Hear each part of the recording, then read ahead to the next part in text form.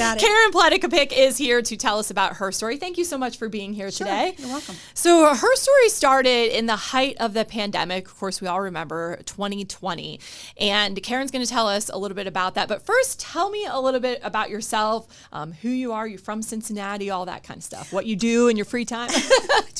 I am from Cincinnati. We live up in Westchester now, and I'm married with 2 boys, a senior in high school and one that's graduated.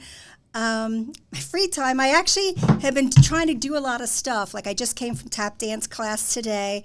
I do volunteer at Hoxworth. Of course, I just started a little travel business, so I'm trying to just do stuff. And I do Pilates, and I try to get to the gym occasionally. But I try to stay active. Yeah. And so where in Cincinnati do you live? I'm in Westchester. Westchester, that's right. Okay. Where'd you go to high school? I went to Coleraine High School, okay. So we moved. Yeah. But let's go back to that diagnosis. I mentioned it was in 2020. Tell me about that story. Well, I mean, it was 2020 COVID, and we're all in the house. I have 2 boys, very active, my husband. So they were all at home doing school and so forth. And, I had some symptoms. I just didn't know they were related to leukemia. I mean, I'm tired. I thought, it's because everybody's home. I'm having to cook and clean. I did have some scratches on my body that weren't healing, which was weird. And we would try to go outside and hike. So a couple times I got breathless, or I felt like my heart kind of stopped. But the 3rd time it happened, I said, this isn't right. So my primary doctor said, hey, get a COVID test. It was clear. And by that was midweek. By Friday, I said, you know what? I told my husband, I need to go to the emergency room. So I went, and of course, COVID, he wasn't allowed in. So I was in there by myself, and that's where I got the diagnosis, blurted out, you have leukemia. I'm like, it was so confusing to me.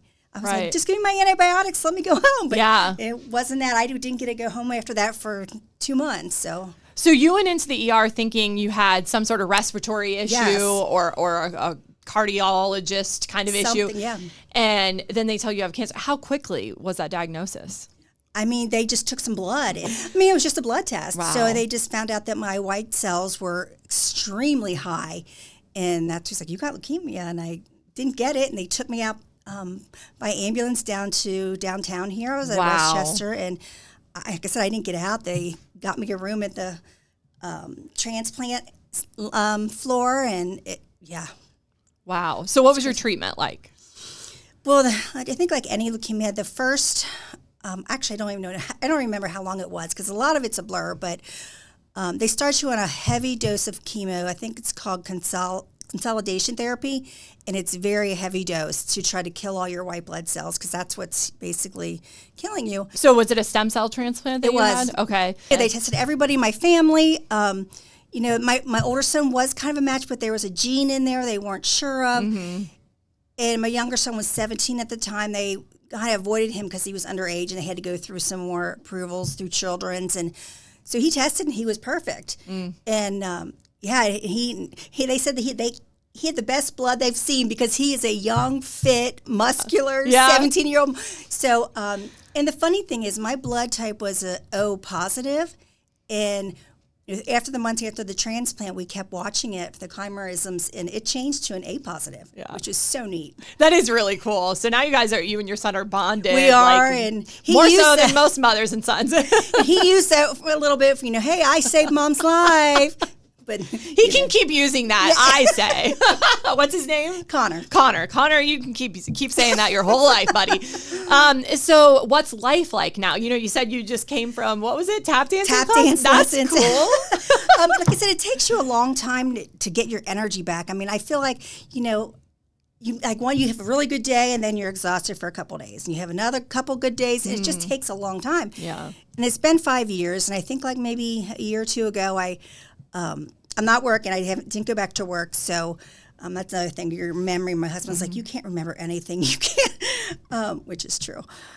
So now, I mean, I do try to keep myself healthy, and I try to start little businesses online and do things I enjoy that I didn't do, when I was having kids or growing up. So, do you think it's made you look at life differently? Absolutely. I remember just when I started to feel better, I would go to the grocery store and I'd walk around and I'd look at people and think, they have no idea. I almost died 2 years ago.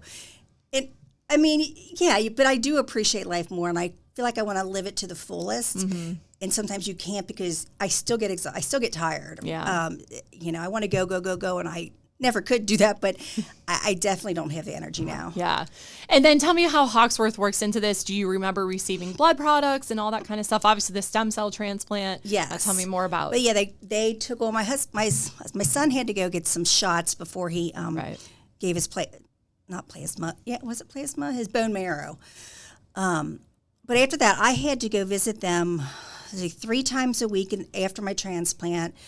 And they were checking levels, and I think it was like I remember if my magnesium was low and something else, but they would do that, and I'd sit there for 4-hour infusions. I mean, if I needed something, and it was just a very slow process. With the new cancer center, I think they have a lot more rooms available, and it's beautiful.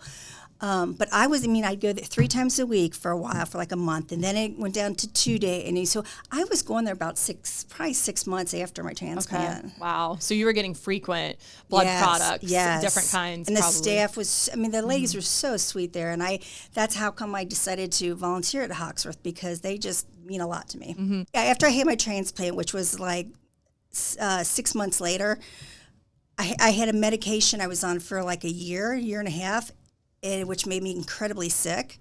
So, you don't feel like yourself for another. But after that was the last medication I took. Wow. So, but you're so sick and you don't get your energy back. And my doctor said 1.5 years, 2 years, and she wasn't kidding. Yeah. And so here we are 5 years later. Yeah. Are you still getting treatment? Are you still? No. I have my last doctor's appointment next week, and I'm so sad to see my oncologist.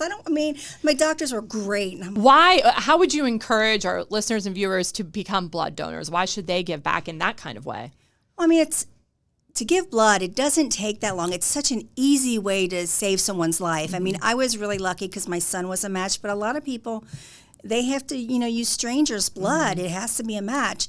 And that's so important. And then they use blood for so much, but it's an easy way to go and give blood. My husband does it once a month, and he knows I appreciate it. And they could save someone. You could save someone with just an hour of your time. Yeah.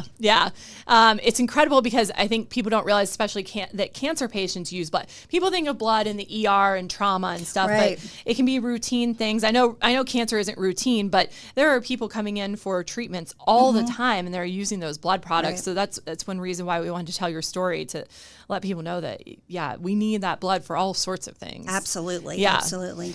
Well, thank you, Karen, for sharing your story.